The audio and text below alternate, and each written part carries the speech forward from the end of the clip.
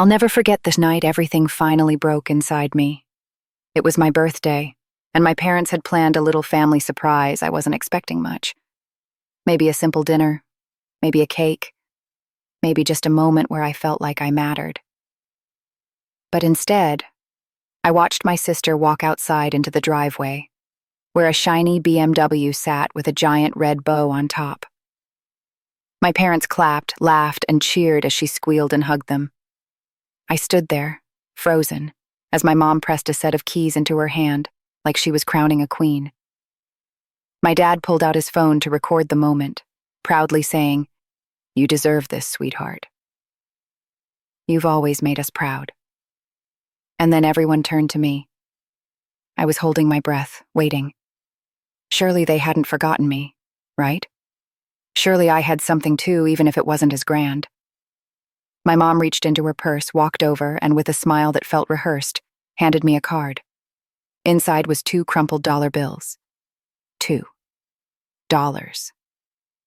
The room went quiet, like even the walls knew how cruel this was.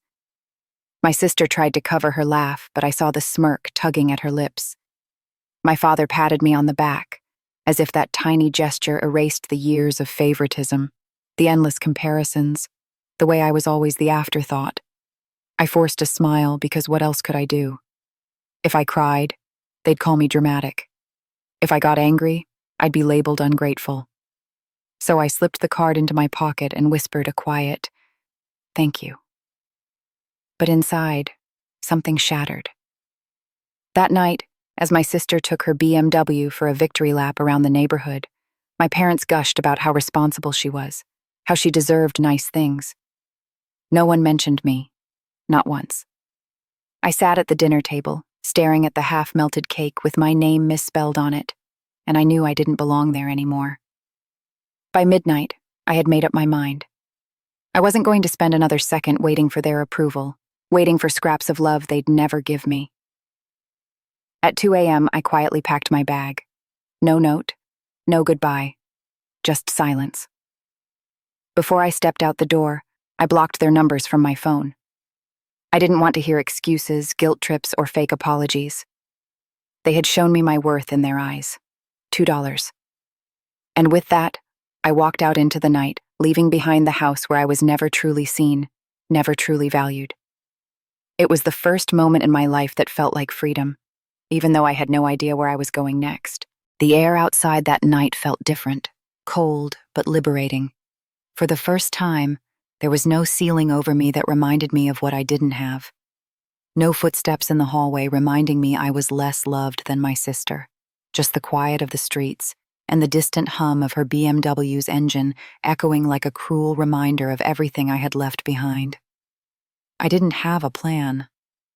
No money saved, just the clothes in my backpack, my phone, and the 2 crumpled dollars my parents had shoved into my hands like a joke.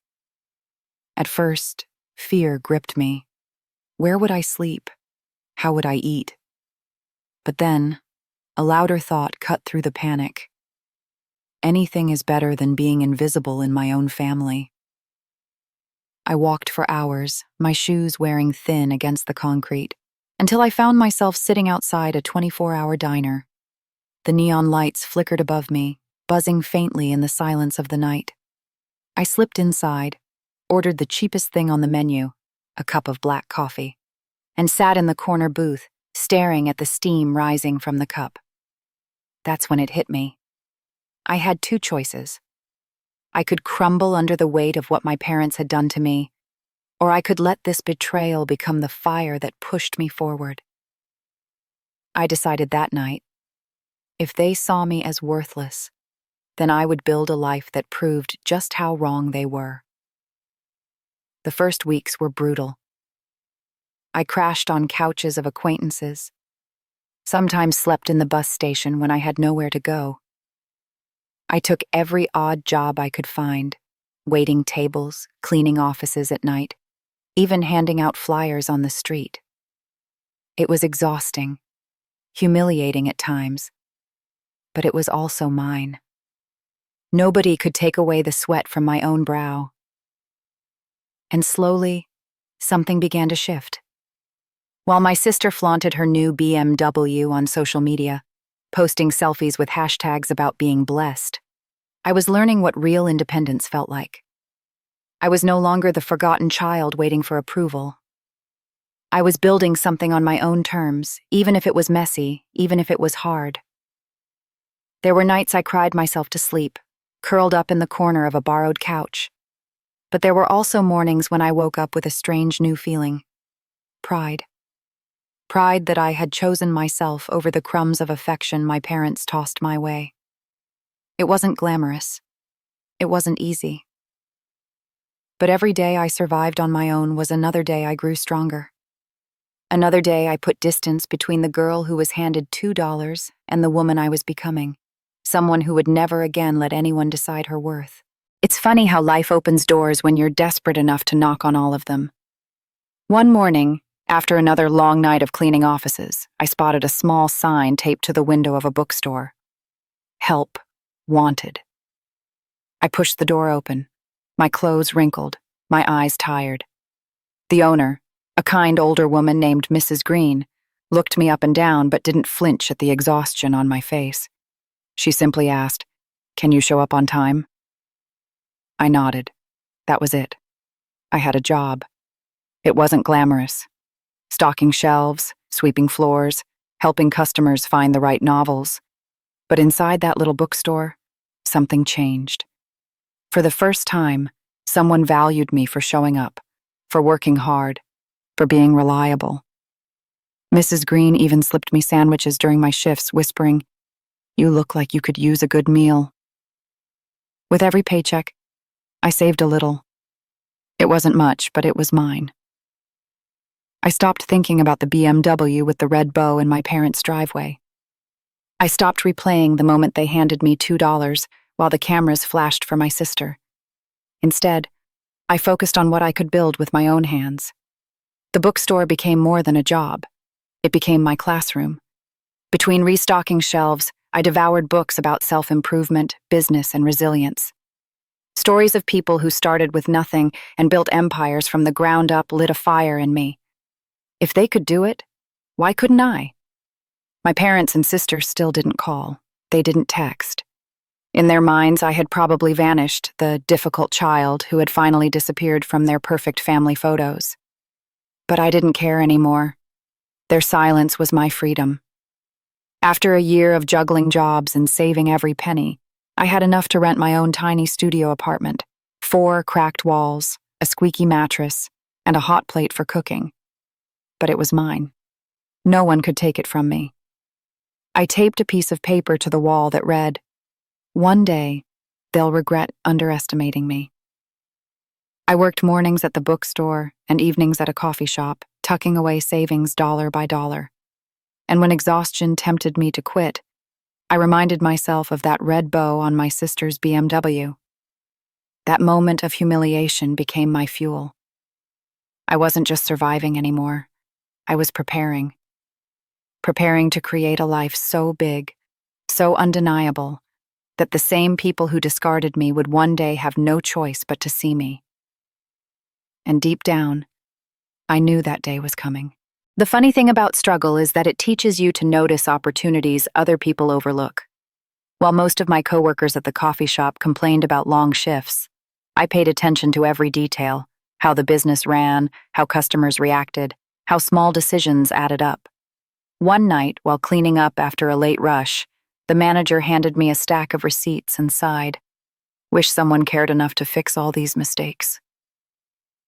We lose hundreds a week. Hundreds? That was a fortune to me back then. I stayed up until sunrise, studying everything I could about bookkeeping and inventory.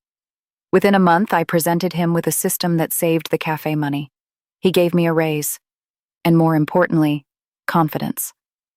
That tiny raise wasn't just extra cash, it was proof that I could create value, not just trade time for a paycheck.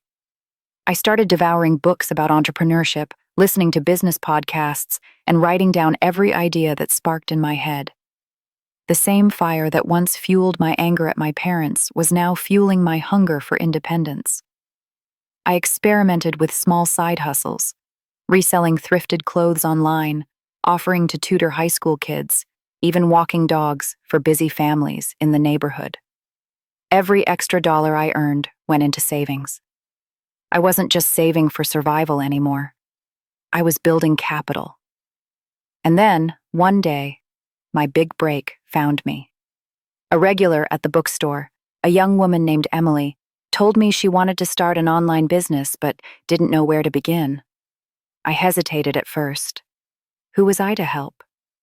But then I remembered the systems I had created at the cafe, the late nights of research, the pages of notes I had filled with business ideas. I offered to help her set up her online store. What started as a favor turned into a partnership. Emily paid me for my time, and soon, word spread. A few referrals later, I was consulting with small business owners on weekends, helping them set up their online shops and manage their products.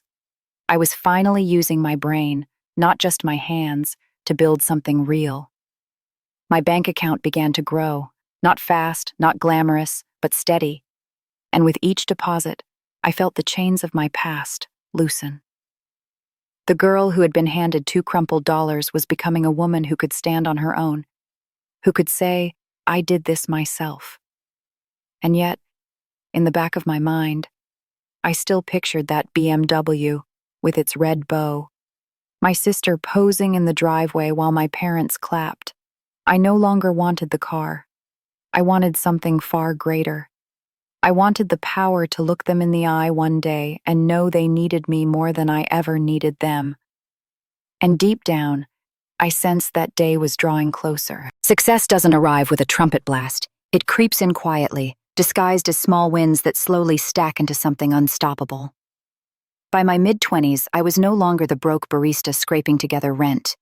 I had built a small consulting business, helping dozens of local shops move online. From clothing boutiques to mom-and-pop bakeries, my strategies helped them attract customers far beyond our town.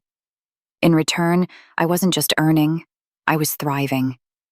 For the first time in my life, I bought something brand new with my own money. A sleek, modest car. No red bow, no parents handing me the keys. Just me, signing the papers with my hard-earned cash. Driving it off the lot felt better than any gift ever could.